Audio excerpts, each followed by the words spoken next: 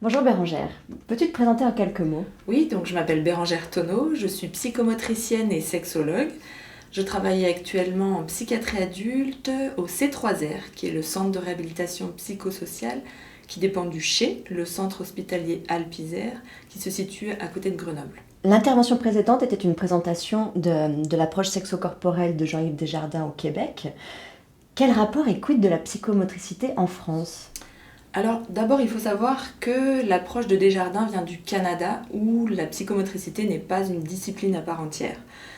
En fait, l'approche sexo-corporelle de Desjardins et la psychomotricité ont beaucoup de points communs, vous le verrez par la suite. La psychomotricité, c'est une thérapie à médiation corporelle qui s'intéresse particulièrement à l'interrelation entre les fonctions motrices et la vie psychique du sujet, le corps étant le point d'ancrage des expériences sensorimotrices qui passent par les sens et s'inscrivent dans le corps, émotionnelle et affective, cognitive et sociale. D'après Ajuria Guerra, la psychomotricité ne s'adresse pas à la motricité en tant que telle, mais à ce que la motricité représente, c'est-à-dire à la personnalité en action. En gros, on pourrait dire au langage corporel qui est teinté des éprouvés et des expériences qui l'ont influencé.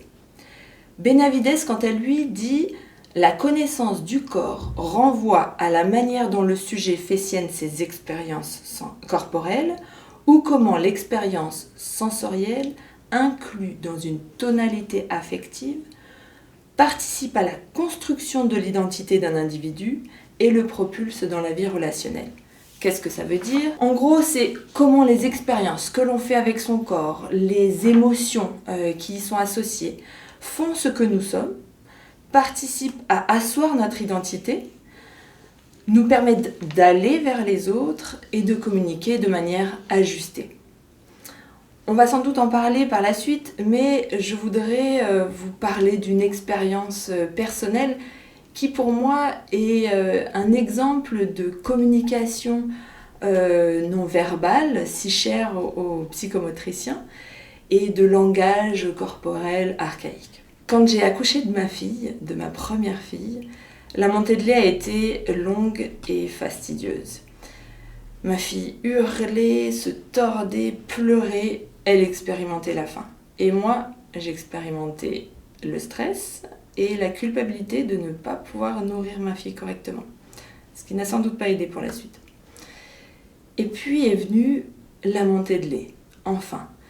Et là, après un premier regard d'étonnement face à ce lait qui arrive de manière soudaine, j'ai vu son visage se détendre, son corps se relâcher, ses yeux rouler de plaisir, et moi j'étais aux anges de la voir ainsi. Elle expérimentait la première expérience corporelle de plaisir suite à ce lait qui coule dans sa gorge, dans son estomac et qui la rassasie. Et puis moi, j'éprouvais aussi du plaisir, le plaisir d'être ensemble, d'être dans cette communication avec elle, cette communication non verbale. C'était un moment vraiment de paix, d'amour. Et nous étions vraiment dans une communication corporelle à ce moment-là. Ajuria Guerra parle de communication, de dialogue tonico-émotionnel. Justement, tu parlais du langage du corps. Sur quoi s'appuie le psychomotricien pour observer, décrypter et développer ce langage du corps dans la sexualité? Là, on entre dans les thèmes phares du travail du psychomotricien. Un développement psychomoteur harmonieux passe par un bon équilibre dans l'intégration de différentes notions. Le schéma corporel, l'image du corps, le tonus, les coordinations, l'espace, le temps et les émotions. Le schéma corporel, qu'est-ce que c'est? C'est la représentation plus ou moins consciente de son corps dans l'espace. De la posture de son corps, des différents segments de son corps, et il est dépendant de l'intégration de différentes informations sensorielles, extéroceptives, visuelles, auditives, tactiles, mais également interoceptives, proprioceptives, vestibulaire, musculaire. Je sais que mon bras est plié parce que j'ai un message qui vient à mon cerveau et qui me dit que mon bras est plié. Je n'ai pas besoin de le voir, je le sens. Ce schéma corporel n'est pas inné. Il se développe au cours du développement psychomoteur et il est important dans la sexologie de connaître son anatomie, de savoir comment ça fonctionne. Par exemple, en sexologie, on pourrait laisser à disposition d'un enfant, d'une petite fille ou d'un petit garçon, un miroir chez lui ou chez elle pour qu'elle puisse explorer, pour qu'il puisse explorer son anatomie et notamment ses parties génitales, sa vulve, son pénis, son anus, pour pouvoir descendre toute cette peut-être cette peur de l'inconnu qui pourrait générer des tensions au moment d'un futur rapport sexuel, au moment de l'adolescence ou de l'âge adulte. L'image du corps. L'image du corps, c'est l'idée que l'on se fait de son corps. Elle est sous l'influence de notre histoire personnelle, psychique, affective. Elle est liée aussi à la relation qu'on a avec les autres. Comment j'ai été parlée par les autres, par mon entourage. Comment j'ai pu être critiquée. Tu es trop grosse, tu es trop petite, tu es belle, tu es magnifique. Tout ça va avoir une influence. Mais aussi, ça va être sous l'influence de la société, de la culture, des médias. Et attention, on peut être tenté d'essayer de coller à des pseudo-normes qui vont au mieux générer une frustration de ne pas être dans l'image idéale et au pire générer un profond malaise. Ça peut aller jusqu'à une dépression ou une dysmorphophobie. En tout cas, il faut entendre que cette image du corps, elle va avoir un impact sur notre sexualité. Et par exemple, comment est-ce que je peux, si j'ai une mauvaise image de moi, une mauvaise image de mon corps, comment est-ce que je peux me mettre nue? Comment est-ce que je peux me dévoiler dans ma sexualité? Le tonus. Le tonus, c'est l'état tonique de la personne. Plusieurs composantes peuvent avoir une influence sur le tonus. La maturité neurologique, la fatigue, la maladie. Si j'ai une grippe, je ne vais pas être dans le même état tonique que si tout va bien, si je suis en forme. Une composante motrice, est-ce que je suis en train de dormir ou est-ce que je suis en activité? Est-ce que je fais un sport? Est-ce que je suis dans un rapport sexuel? Dans ce cas, je ne vais pas avoir le même état tonique. Et au sein de cette activité, je vais avoir des variations toniques, avec parfois un recrutement tonique et un relâchement tonique. L'idée étant d'ajuster cette variation tonique. Desjardins, notamment dans la description de ces modes excitatoires, parlent du mode excitatoire en vague. C'est justement cette variation tonique idéale lors des rapports sexuels, entre autres. Nous allons avoir aussi une influence des émotions sur l'état tonique. Bien sûr, si je suis en colère, je ne vais pas avoir le même état tonique que si je suis triste ou que si je suis dans un moment de plaisir. L'espace. L'espace, ou comment j'occupe l'espace, comment j'ai conscience de l'espace, et comment je l'occupe avec mon langage corporel. L'espace, c'est à la fois l'espace externe, mais c'est également l'espace interne. Dans la sexualité, on peut travailler avec cette notion d'espace pour aborder les notions de limite. Le dedans, le dehors, j'y vais pas, je t'autorise à entrer ou non dans mon espace, comment est-ce que je te fais de la place, autant dans mon espace privé, intime, qu'à l'intérieur de moi, comment j'investis l'espace de l'autre également. Le temps. Une bonne intégration des notions de temps permet d'ajuster son rythme, avoir un bon tempo. En sexo, on travaillera sur cette notion de rythme, par exemple quand on veut travailler avec la respiration pour aider une personne qui aurait par exemple des problèmes de contrôle éjaculatoire, une éjaculation prématurée. Comment est-ce que je vais travailler sur cette respiration, sur ce rythme, pour essayer d'être plus ajustée, ralentir mon rythme, être moins envahie par toute l'excitation justement. Je peux travailler aussi sur le rythme dans l'accordage des rythmes d'un couple, des protagonistes d'un couple, pour ajuster justement les deux rythmes et être dans un meilleur dialogue tonique lors d'un rapport sexuel. Les coordinations. La psychomotricité peut être entendue comme étant la psychologie du mouvement. Montre-moi comment tu bouges, je te dirai qui tu es, de façon schématique. Le mouvement, il est nécessaire dans la sexualité, il est fondamental. Et parfois, il peut être mis à mal par certains blocages psychologiques, certains traumatismes qui vont avoir un impact sur la mobilité, la fluidité du corps. Et justement, la psychomotricité peut être un excellent outil pour remettre du mouvement dans le corps, remettre en action ce corps qui a été mis à mal par tous ces blocages psychologiques et regagner en flexibilité mentale, en fluidité, en lâcher prise, en créativité et du coup retrouver aussi une sexualité plus harmonieuse. La façon de se mouvoir, de se tenir, traduit un état d'être. Elle est sous influence du schéma corporel, du tonus, de l'image du corps, des notions d'espace, du temps et des émotions. Et les émotions, c'est capital de les prendre en considération, en psychomotricité notamment. Autant dans le vécu des émotions, que dans l'expression des émotions, que dans la compréhension des émotions et que dans la gestion des émotions. Du coup, quelles sont les indications sexo que tu peux traiter en psychomotricité ? La psychomotricité peut s'adresser à tous, à l'enfant, l'adolescent, l'adulte, la personne âgée. Elle peut avoir une orientation plus éducative, préventive ou plutôt thérapeutique, rééducative. Je vais vous donner une liste non exhaustive que l'on peut aborder comme indication en sexo-psychomotricité.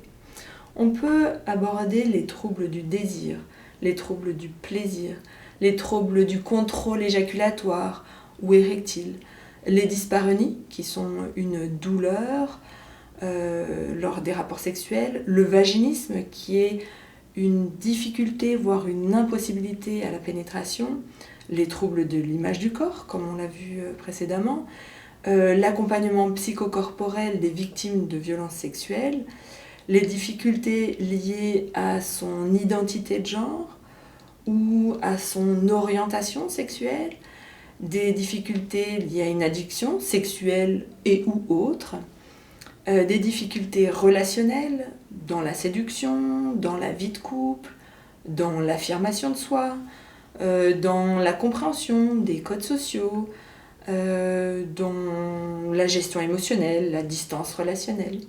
Ça peut être aussi un accompagnement dans la douleur liée à la sexualité ou également lors d'une maladie chronique ou d'un handicap, qu'il soit physique, psychique ou mental, qui pourrait avoir des répercussions sur la sexualité. Et concrètement, quels sont les outils du psychomotricien ? Alors, je commence toujours par faire une anamnèse de la personne que je reçois. Donc, c'est un recueil de son histoire.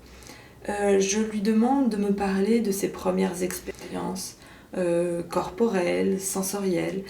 Et déjà là, dans la manière dont la personne se raconte, je vais être amenée à observer autant son langage, quels mots il va utiliser, mais également tout ce qui gravite autour de ce langage verbal, le ton de sa voix, la manière dont il s'exprime, sa mobilité ou pas, ses mouvements, le ton de sa voix, son débit de parole. Tous ces éléments-là vont me donner beaucoup d'indices sur ce qui est sensible chez la personne et ce qu'il pourra être intéressant d'aborder par la suite. Je vais m'intéresser également à la manière dont il évoque son lien avec les autres. Comment est-ce qu'il entre en lien avec les autres? C'est très important pour moi d'avoir tous ces éléments-là. Je vais m'intéresser à tout ce qui l'anime, tout ce qui fait plaisir pour lui, tout ce qui est de l'ordre de ses loisirs, les activités sportives, créatives, relationnelles. Est-ce qu'il aime la musique? Est-ce qu'il aime le dessin? Peu importe. Tous ces éléments-là qui font sens pour la personne vont pouvoir guider mes propositions d'accompagnement. Je vais m'appuyer vraiment sur les valeurs de la personne pour pouvoir être autant d'éléments de motivation dans les séances. Je vais m'intéresser également à ce qui représente ses limites, ses besoins et ses objectifs qu'on sera amené à réévaluer régulièrement. Et puis ensuite, je dresse une sorte de contrat avec la personne. Je lui dis que je n'ai pas de protocole prédéfini en termes de propositions d'accompagnement. Je vais avancer avec les propositions qu'il me fait, directement ou indirectement, de ce que je peux voir aussi, de lui ou d'elle. Et puis, je l'invite à m'exprimer régulièrement les limites qu'il pourrait avoir pour pouvoir réajuster toujours mes propositions. Alors les outils, concrètement, le psychomotricien va utiliser tout ce qui met en jeu le corps. À la fois le corps de la personne qui l'accompagne, mais son propre corps également. Donc il va utiliser tout ce qui fait sens également pour lui, sa propre expérience corporelle. Pour ma part, je vais parfois utiliser des exercices de relaxation, de respiration, des techniques de gestion du stress, des exercices de conscience corporelle, des décompositions du mouvement. Je vais m'appuyer sur des exercices de yoga ou des exercices tirés des arts martiaux aussi parfois. Tous ces exercices de pousser, tirer, des exercices qui font appel aux perceptions, des sensations, des limites et des potentialités du corps. Cette prise de conscience en fait va favoriser une meilleure connaissance de soi et permettre une exploration sensorielle plus riche aussi dans la sexualité. Je vais utiliser des exercices d'expression corporelle comme la danse, le théâtre, le dessin et la peinture également. Peux-tu nous parler d'un exemple d'un accompagnement en sexopsychomotricité? Je vais vous parler d'une personne que j'accompagne actuellement depuis à peu près 6 mois. On l'appellera Lila. Lila a 26 ans au moment où je la rencontre. Elle vient pour des difficultés à éprouver du plaisir dans ses rapports sexuels. Lila est en couple à ce moment-là avec un garçon depuis environ 1 an qu'elle me dit ne pas vraiment aimer et avec lequel elle n'a aucun plaisir dans ses rapports sexuels, voire ses rapports sexuels sont douloureux. Lila se présente comme une jeune femme mince, voire maigre. Lila a des troubles du comportement alimentaire de type anorexie. Et Lila a des vêtements amples, des grandes lunettes, une toute petite voix fluette, comme si elle s'excusait d'être là. Je suis obligée de tendre l'oreille pour entendre ce qu'elle me dit. Elle me fait l'effet un petit peu d'un petit animal sauvage qu'il faudrait protéger. Son langage corporel en dit long déjà sur Lila. Elle a les jambes croisées quand elle me parle, voire entrecroisées, les épaules rentrées dans une attitude d'enroulement. Et pour autant, elle est quand même capable de parler d'elle, de se raconter, de me parler aussi de ses expériences, notamment de ses expériences avec les hommes, dans lesquelles elle n'a jamais vraiment éprouvé du plaisir. Et puis même progressivement, elle aborde le viol. Une expérience traumatique pour Lila qui, on peut l'entendre, laisse une trace importante corporellement et psychiquement pour Lila. Au vu de son récit, de son histoire, je me dis comment s'autoriser à lâcher prise pour Lila. La première chose qui me vient à l'esprit, c'est un travail d'abord autour de la confiance. La confiance à la fois en elle, bien sûr, mais en moi, quelle confiance elle va pouvoir m'accorder. Pour moi, ça va être fondamental de prendre le temps d'installer cette confiance. Puis ensuite me vient des idées d'accompagnement possible avec Lila. Ce qu'il me semble fondamental d'aborder avec Lila, c'est tout ce travail d'ancrage, de solidité de l'axe, de solidité de la base, pour pouvoir s'autoriser à aller vers les autres, s'autoriser à être avec l'autre et s'autoriser à prendre plaisir. On commence d'abord avec Lila par un travail de conscience corporelle, l'idée étant d'installer la base. Je lui propose de marcher dans la pièce et de prendre conscience de ses appuis au sol, du déroulé de son pied sur le sol, et pour l'aider un petit peu plus à se représenter ce déroulé du pied, cette conscience de ses appuis, je lui donne l'image d'une peinture fictive qu'elle pourrait avoir sous le pied et qu'il serait intéressant de déposer pour laisser une trace sur le sol. On prend le temps, comme ça, petit à petit, au fur et à mesure des séances, d'installer ces appuis, cette base. Puis petit à petit, je lui propose de travailler sur ses limites par un exercice dit des bulles. Les bulles représentent un peu les limites que l'on peut avoir, ces limites privées, intimes, et puis un petit peu plus larges.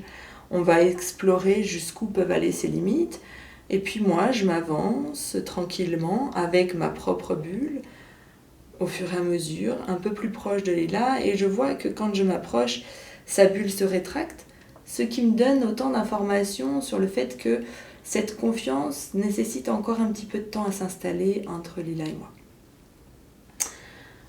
On avance un petit peu dans ce travail de limite, de confiance, puis on va aborder un peu plus l'ancrage au sol. Et là, j'invite Lila à monter sur un tapis de ça d'épaisseur à peu près, un tapis mou, volontairement, pour créer ce déséquilibre volontaire. Je lui propose de déplacer son corps d'avant en arrière, de côté, de gauche à droite, et d'abord les yeux ouverts, puis progressivement d'essayer les yeux fermés. Lila s'autorise à fermer les yeux, ce qui pour moi aussi est un élément de confiance qu'elle peut m'accorder, qu'elle peut s'accorder également. Et puis un premier lâcher-prise de faire cet exercice, les yeux fermés. Quand on a exploré sur ce support qui crée un déséquilibre volontaire, je l'invite à descendre du tapis et de regagner le sol dur et ferme. Et là, spontanément, Lila me dit « Waouh, c'est solide !» J'entends par ces mots, ces termes choisis, qu'elle a enfin expérimenté la solidité de son axe. Je vois chez Lila une certaine sécurité qui s'installe, une base solide. Je lui propose alors de travailler sur un exercice de respiration qui est au départ assez difficile pour Lila. Elle porte beaucoup d'émotions, elle est dans des pleurs, et pour autant elle reste volontaire. Elle me dit « non mais ça me libère » et je vois effectivement dans son corps qu'il y a une vraie libération des tensions. De toute façon, la respiration est essentielle à travailler dans la sexualité. Dans les rapports sexuels, cette respiration, elle est utile dans les mouvements de va-et-vient, dans le dedans, le dehors, dans le prendre, le lâcher. Et on expérimente avec Lila ces exercices de respiration. Et puis quand cette respiration devient plus facile, plus fluide, je lui propose d'y associer la voix qui va faire vibration, qui va faire résonance à l'intérieur et qui va appuyer encore plus cet ancrage. Cette voix qui va participer également au sentiment d'affirmation de soi. Puis je l'invite à faire un exercice où je l'amène à s'installer au fond de la pièce, puis moi dans un autre coin de la pièce. La consigne étant de me dire par son langage verbal et corporelle quand ce sera important et le moment pour elle que je m'arrête. Je m'avance donc vers elle et au départ, son approche pour me dire de m'arrêter est encore un petit peu fragile, pas très claire. On renforce encore par des exercices de voix et de respiration pour bien renforcer cet ancrage, cette affirmation, et petit à petit, au fur et à mesure des essais, des séances, je vois Lila qui se plante dans le sol et qui me dit « Stop !» Là, je sens que son sentiment de sécurité est bien installé, il est ferme, on peut s'autoriser à aller un petit peu plus vers du lâcher-prise. Je propose alors à Lila d'aller dans des exercices plus dans le mouvement, dans la danse notamment, où là on va essayer d'abord sur une danse guidée, sur une musique douce, d'aller expérimenter le mouvement, le lâcher-prise, et je vois Lila qui se prête au jeu tranquillement, et puis même de temps en temps à sortir un petit sourire, une petite pointe d'improvisation. Alors on se lâche sur différentes musiques, différents rythmes, sur des musiques plutôt aériennes, plutôt ancrées dans le sol. Et puis je vois Lila qui joue, qui expérimente, qui prend du plaisir. On chante, Lila chante et prend du plaisir dans cet exercice, dans ce mouvement et dans ce lâcher-prise. Entre-temps, Lila me dit qu'elle s'est séparée de son compagnon. Elle a choisi de se séparer de son compagnon. Elle a rencontré un autre garçon qu'elle trouve plus respectueux, plus doux, plus drôle. Lila joue avec ce nouveau garçon, Lila danse avec lui. Elle danse pour le plaisir, elle danse pour le séduire. Elle est dans des mouvements de tendresse avec lui, de partage. C'est une autre Lila que je retrouve petit à petit et qui me dit se sentir plus féminine. Elle a quitté ses vêtements amples, elle se maquille, elle expérimente d'autres choses. Lila est plus prête à affirmer ses limites. Elle peut dire quand elle n'a pas envie d'avoir de rapport sexuel et c'est ok comme ça. Elle peut s'affirmer, elle peut lâcher prise, elle peut prendre du plaisir. Lila me demande pour la prochaine étape, pour terminer cet accompagnement en psychomotricité, de travailler encore un petit peu plus loin ce lâcher prise pour pouvoir s'autoriser à dire « je t'aime ». En conclusion, je voudrais dire que dans le contexte de la santé sexuelle, il est essentiel de reconnaître l'importance du corps et de ses mouvements dans la vie sexuelle et amoureuse.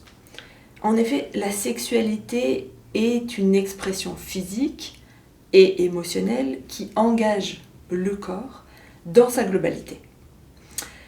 N'oublions pas que la sexualité est un apprentissage. Il est nécessaire de passer par la découverte de son corps, de ses possibilités, de ses limites, de ses potentialités, pour pouvoir aussi explorer son langage du corps, le langage qu'il déploie consciemment et inconsciemment. La sexopsychomotricité, c'est tous ces mouvements dans la relation à l'autre et dans la relation à soi aussi. Comment j'y vais pas, comment je prends, comment je lâche, tous ces mouvements que l'on accompagne par un travail corporel. Ce travail passe par une relation de confiance entre le psychomotricien et la personne qui l'accompagne, qui peut prendre du temps à s'installer. Mais il est fondamental de prendre ce temps pour pouvoir permettre un engagement corporel et psychique optimum. Je vous remercie de votre attention.